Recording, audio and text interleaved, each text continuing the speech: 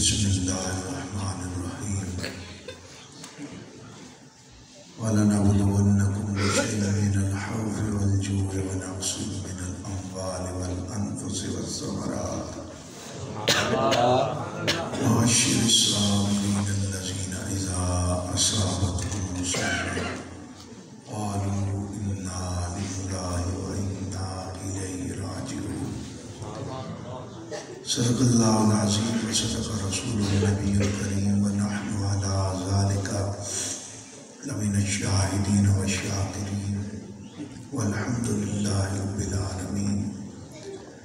فقد قال اللہ تبارک و تعالی فی شان حبیبہ مخبرا وآمرا ان اللہ وملائکتہ یصلون علی النبی یا ایھا الذین آمنوا صلوا علیہ وسلم تسلیما۔ الصلاۃ والسلام علیک یا رسول اللہ وعلی آلک واصحابک یا حبیب اللہ۔ الصلاۃ والسلام علیک یا رحمۃ للعالمین وعلی آلک واصحابک یا شفیع المسلمین۔ اللہ تعالیٰ کی حمد و ثنا اور نبی پاک صلی اللہ علیہ وآلہ وسلم کی بارگاہ اقدس میں عطیہ درود و سلام پیش کرنے کے بعد نہایت ہی واجب الاحترام مجاہد اہل سنت حضرت علامہ مولانا حافظ محمد عرفان زئی صاحب دامت برکاتہم العالیہ، برادر مکرم فاضل جلیل عالم نبیل حضرت علامہ مولانا پیر سید تنویر حسین شاہ صاحب دامت برکاتہم العالیہ، واعظ شیر لسان خطیب اہل سنت حضرت علامہ مولانا محمد عمران حبیب زئی صاحب زید شرفہ، عزت مآب حضرت جناب قاری محمد عمران صاحب دامت برکاتہم العالیہ، حضرت علامہ مولانا محمد منصور زئی صاحب، حضرت علامہ مولانا محمد ندیم صاحب، اور ہماری آج کی اس محفل پاک کے میزبان حضرت علامہ مولانا اسد مقبول صاحب و دیگر جلیل القدر علماء کرام، ارباب المدانش، میرے بزرگوں اور دوستوں، سب سے پہلے تو میں مبارکباد پیش کرتا ہوں بچوں کو، مسجد انتظامیہ کو، ان کے والدین کو کہ بچوں نے الحمد سے لے کر والناس تک قرآن مجید کو حرفاً پڑھا ہے۔ دعا ہے کہ اللہ تعالیٰ اس کلام مقدس کو ان بچوں کو یاد کرنے کی بھی توفیق عطا فرمائے، اور ہم سب کو اس پر عمل پیرا ہونے کی توفیق عطا فرمائے۔ باقی اب روایتی تقاریر کا نہ دور ہے نہ زمانہ ہے، اور نہ اب ہم سے روایتی تقریریں ہوتی۔ خطیب اہل سنت حضرت علامہ مولانا محمد عمران حبیب زئی صاحب نے بڑی خوش الامی سے خطاب فرمایا۔ میں نے دو چار باتیں عرض کرنی ہے، اپنی ذمہ داری پوری کرنی ہے، پھر آپ سے اجازت چاہوں گا کہ آج وقت ہے کہ پوری امت مسلمہ کو یہ بات علم ہے، آپ کے علم میں ہے کہ فرانس کے اندر حضور علیہ السلام کی سرکاری سرپرستی میں توہین کی گئی۔ اب ہونا تو یہ چاہیے تھا حکومت وقت خود اس کا نوٹس لیتی، لیکن انہوں نے روایتی سستی کا مظاہرہ کیا۔ تحریک لبیک یا رسول اللہ کے قائد قائد ملت اسلامیہ علامہ خواجہ حسین رضوی صاحب، آپ نے 15 نومبر کو ناموس رسالت مآل کا اعلان کیا اور حکومت اور تحریک لبیک یا رسول اللہ کے شاقان مصطفیٰ کے درمیان یہ معاہدہ طے پایا کہ 3 مہینوں کے اندر حکومت قانون یہ بل جو ہے اسمبلی میں لائے گی اور تمام جماعتوں کے ساتھ مل کر فرانس کے سفیر کو ملک بدل کرنے کی قرارداد اسمبلی میں پاس کرائی جائے گی اور اسے ملک بدل کر دیا جائے گا۔ اب ان کا خیال یہ تھا جیسے یہ قوم بڑی بولی بالی ہے، یہ جھوٹے وعدے الیکشن کے ساتھ ہوتے ہیں، 5 سال انہیں یاد نہیں رہتا، اور مولوی بھی کئی قسم کے ہوتے ہیں، لیکن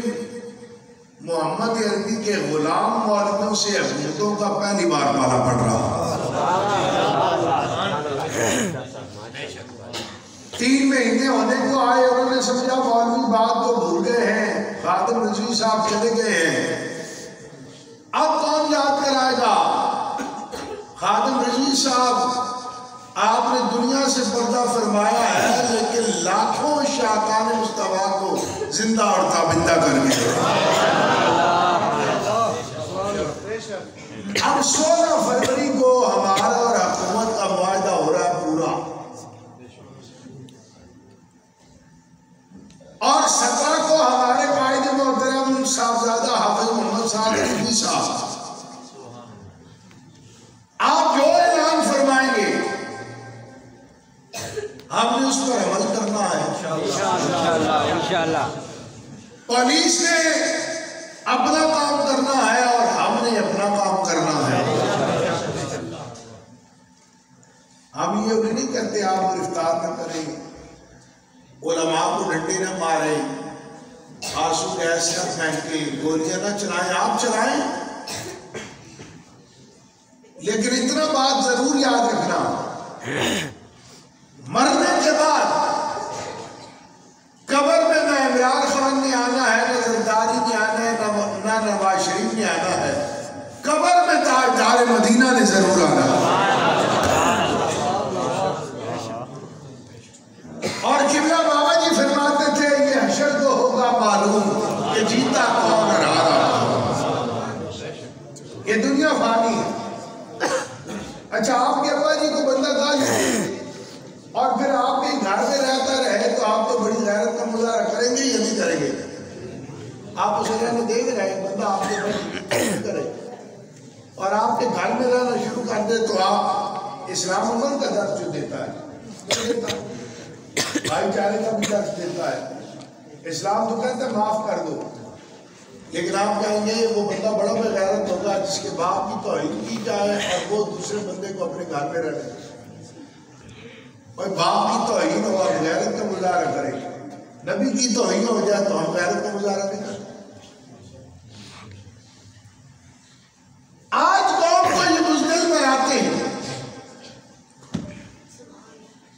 کہ یہ فرانس کے ساتھ دیگر ممالک کھڑے ہو جائیں گے، مجھے یہ بتائیں انڈیا کے 2 طیارے 3 پاکستانی فضائی حدود میں داخل ہوئے یا نہیں ہوئے؟ ہوئے نا، تو اسلام امن کا درس جو دیتا ہے انہیں گرانے کی کیا ضرورت تھی؟ وہ طیارے ہی آئے ہیں، فضائی حدود کی خلاف ورزی کی ہے، یہاں سے گھوم پھر کر واپس چلے جاتے، تو کون سا مسئلہ تھا؟ آپ کہتے ہیں جناب ہم اسلام امن کا درس دیتا ہے، انڈیا ایٹمی قوت ہے، اسرائیل انڈیا کے ساتھ ہے، امریکہ انڈیا کے ساتھ ہے، برطانیہ انڈیا کے ساتھ ہے، ہم نہیں جنگ کرنا چاہتے، پوری دنیا ایک طرف، پاکستان ایک طرف ہے، لیکن جیسے طیارے پاکستانی فضائی حدود میں داخل ہوئے،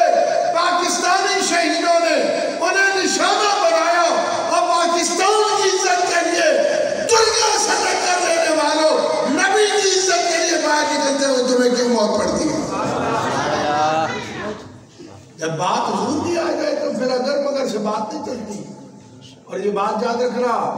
مرنا مولویوں نے بھی ہے، پیروں نے بھی ہے، آپ لوگوں نے بھی ہے، جواب آپ کو بھی اللہ کی بارگاہ میں دینا پڑے گا۔ اس لیے تحریک لبیک یا رسول اللہ پاکستان نہ شدت پسند ہے، نہ شر پسند ہے،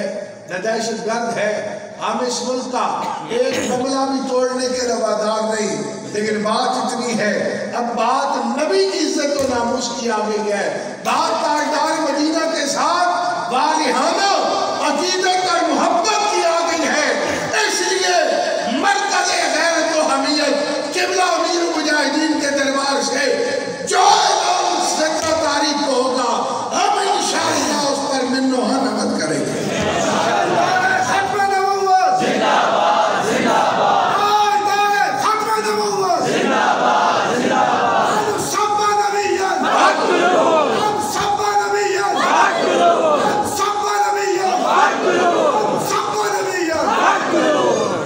اس لیے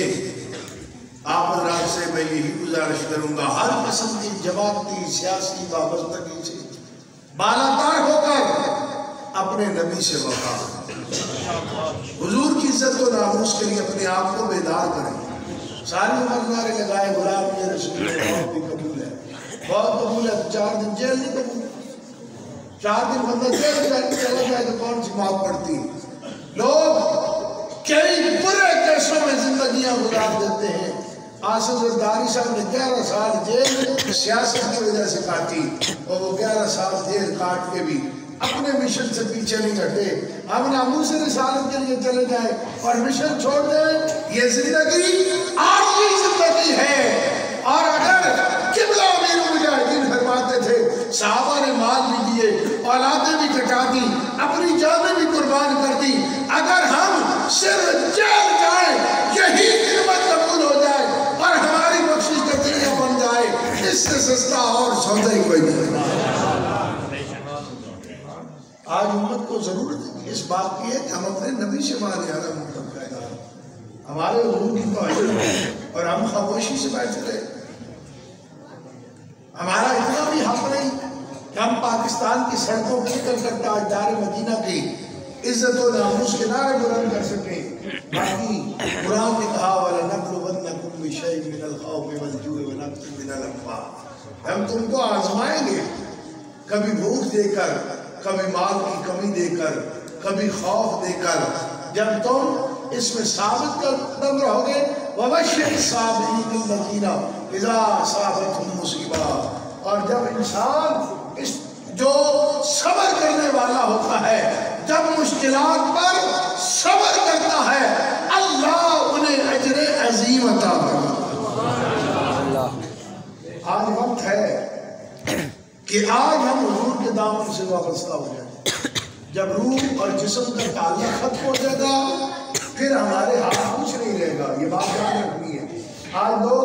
ہر بات کو سیاست کی نظر کر دیتے ہیں، اور جی ناموس رسالت پر سیاست ہو رہی ہے، حضور کی توہین ہوئی ہے یا نہیں ہوئی؟ میں آپ سے یہ پوچھنا چاہتا ہوں، اگر آپ کا جواب یہ ہے کہ حضور کی توہین ہوئی اور سرکاری سطح پر ہوئی، تو پھر اس کا جواب کون دے گا؟ میں آپ سے یہ پوچھتا ہوں۔ آج امت کو تو جینے کا حق حاصل نہیں کہ ہمارے آقا مولا کی توہین ہو جائے اور ہم بے غیرت بن کر سر کو جھکا کر، اور جی فرانس والے نے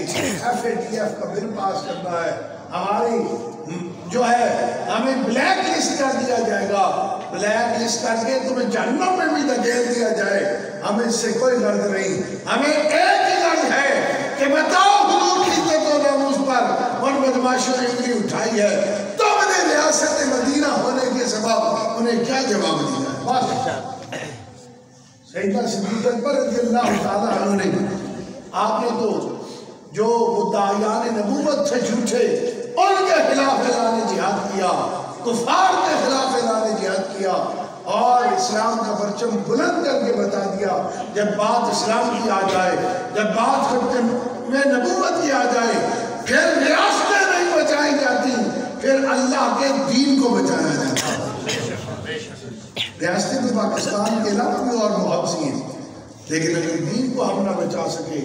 آنے والی نسلوں کا عقیدہ نہ بچا سکے، تو پھر ہم اللہ رسول کی بارگاہ میں کیا جواب دیں گے؟ میری دعا ہے اللہ تعالیٰ ہم سب کی اس حاضری کو اپنی بارگاہ میں قبول منظور فرمائے، اس مسجد کو دن دگنی رات ترقی عطا فرمائے، اور جس توجہ کے ساتھ علماء کرام بچوں کو قرآن کی تعلیم دے رہے ہیں اللہ اسے اپنی بارگاہ میں قبول منظور فرمائے۔ اور میں علماء کرام سے عرض کروں گا کہ کم از کم عقیدہ ختم نبوت اب بچوں کو آج بار ہونا چاہیے، اور کچھ سکھائیں نہ سکھائیں عقیدہ ختم نبوت ضرور سکھائیں، کیونکہ جو حکومت بھی آتی ہے وہ نصاب میں سے تمام چیزوں کا ابھی KPK کے اندر چوتھی کی جو اسلامیات کی کتاب تھی جو 2020 کا ایڈیشن تھا، اس میں تھا کہ حضرت محمد صلی اللہ علیہ وسلم اللہ کے آخری نبی ہیں اور جو انہیں آخری نبی نہ مانے وہ کافر ہے، اور 2021 کا جو ایڈیشن آیا اس میں یہ دونوں جملے انہوں نے نکال دیے۔ اب ان جملوں سے کسے درد ہے؟ عیسائیوں کو کوئی درد نہیں، اس سے مرزائیوں کو درد ہے، اور یہ ہو رہے وزارت تعلیم کے نیچے سارا کام، اور وزیر اسمبلی میں پہنچ رہا ہے آپ کے ووٹوں سے، لہذا چاہتے ہوئے اور نہ چاہتے ہوئے اس جرم میں آپ لوگ برابر کے شریک ہیں۔ یہ بات جانتے ہیں آپ کو تو گلی نالی بجلی سے گیس کی ضرورت ہے، آپ کو اس بات کا ذرا احساس نہیں کہ ہماری آنے والی نسلیں کیا سکولوں میں پڑھ رہی ہیں، ہمیں تو روٹی کمانے میں انہوں نے اتنا محو کر دیا ہے، یہ باپ کے پاس وقت ہی نہیں کہ وہ بچے کی کتاب کھول کر دیکھ سکے میرا بچہ آج دن کو کیا پڑھ کر آیا ہے، کیا پڑھ رہا۔ وہ بیچارہ صبح سے لے کر شام تک اوور ٹائم لگا کر حلال کا ایک رزق کما کر تھکا ہرا ہوا گھر آتا ہے، اس نے کیا پتا اس کا بچہ کیا پڑھ رہا ہے۔ ان بدماشوں نے سمجھوں میں جا کر ایسا نصاب تعلیم تبدیل کیا ہے جس کا میں اور آپ تصور نہیں کر سکتے۔ آج اس وقت کی ضرورت ہے اپنے آپ کو بیدار کریں، اسلام کے لیے بیدار ہو جائیں، وگرنہ آنے والا وقت جو ہے وہ انتہائی نازک ہے۔ میری دعا ہے اللہ تعالیٰ ہم سب کی حاضری کو اپنی بارگاہ میں قبول و منظور فرمائے۔ علماء کرام دعا کریں گے، میں اجازت چاہوں گا۔ میں صبح سے نکلا ہوں، وہ اٹھا تھے پہلے ہم، پھر وہاں سے کلر چاہیے